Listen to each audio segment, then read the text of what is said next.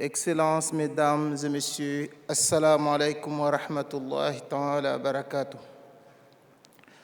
La rencontre de l'Inde et de l'Afrique qui nous réunit ce matin arrive à point nommé.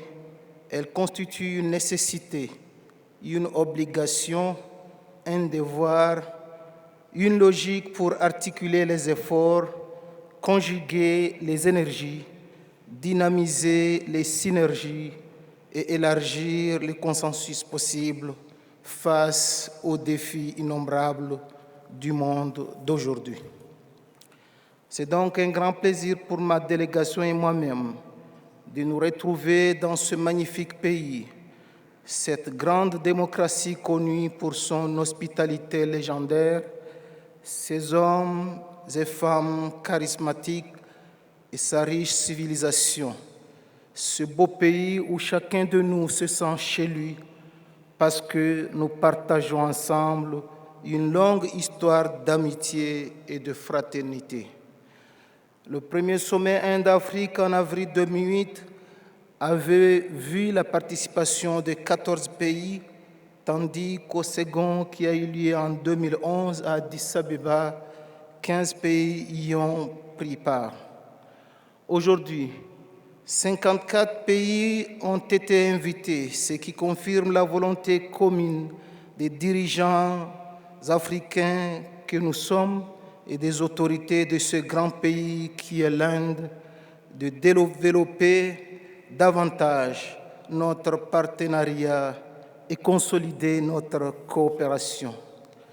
Lors du dernier sommet, 2 engagements essentiels ont été pris, à savoir l'établissement du partenariat entre les 2 parties ainsi que l'institutionnalisation du sommet. Je vous remercie alors, Monsieur le Premier ministre, pour cette initiative heureuse d'instituer ce cadre de concentration.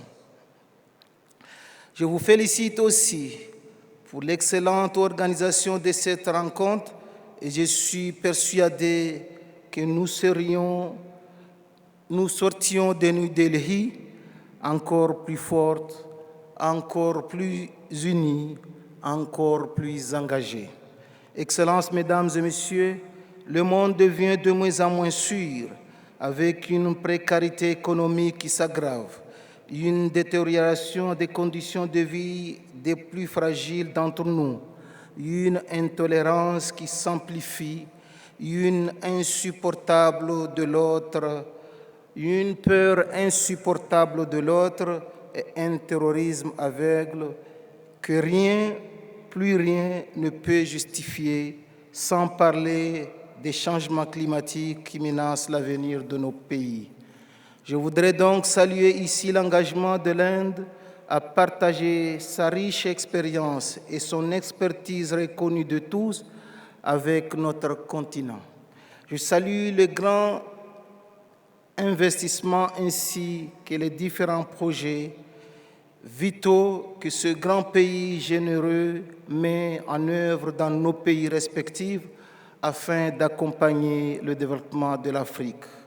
C'est confiant de cet engagement sans faille que je reste convaincu que, contre la précarité économique qui s'accentue, nous travaillerons ensemble pour promouvoir la bonne gouvernance et accroître ainsi le volume des échanges entre notre continent et l'Inde. Contre la détérioration des conditions de vie des plus vulnérables d'entre nous, l'intolérance et la peur de l'autre, nous opposerons la solidarité et la compréhension mutuelle, aussi bien au niveau de l'Inde-Afrique qu'au niveau multilatéral. Contre les différentes formes de terrorisme qui ruinent le moral et le tissu économique du monde, nous opposons la fermeté pour garantir la sécurité et les libertés aussi bien individuelles que collectives. Et enfin, contre le chômage et le sous-développement, nous œuvrons de concert pour libérer les énergies créatrices et renforcer ainsi la cohésion au sein de nos pays et de nos nations, car dans nos pays, la jeunesse est impatiente parce qu'elle croit être sans espoir. Nous devons la rassurer par des politiques publiques audacieuses, par une volonté de l'associer au présent qui se construit et au futur qui se dessine. L'émergence d'une société civile active dans nos pays est également un atout majeur pour le développement durable. Nous devons alors contribuer à renforcer la participation des femmes dans le processus de décision et dans la représentation. Ensemble, nous devons continuer à cultiver la solidarité, la complémentarité, échanger les expériences, nous rapprocher le plus possible pour apprendre de l'autre, imaginer des voies nouvelles de coopération, rechercher une autre manière de s'approcher, créer d'autres pistes de convergence pour mieux agir ensemble dans l'intérêt de tous.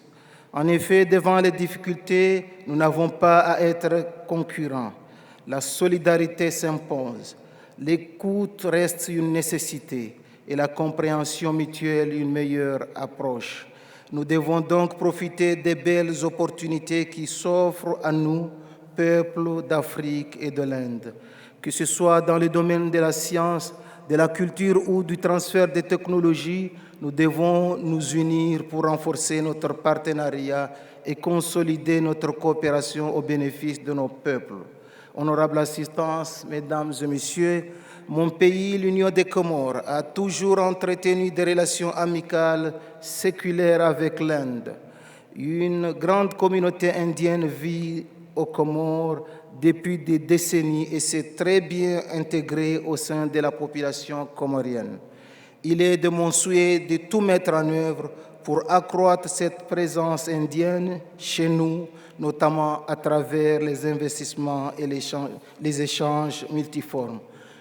Nous nous félicitons d'ailleurs du dynamisme de notre coopération bilatérale et notamment de l'octroi par le gouvernement indien de bourses de formation aux jeunes Comoriens, mais aussi de la mise en place prochaine d'une centrale de la production d'énergie, une centrale de production d'énergie et de la construction d'une école de formation professionnelle, autant d'actions concrètes que le gouvernement indien a entrepris en Union des Comores et dont nous lui en sommes reconnaissants.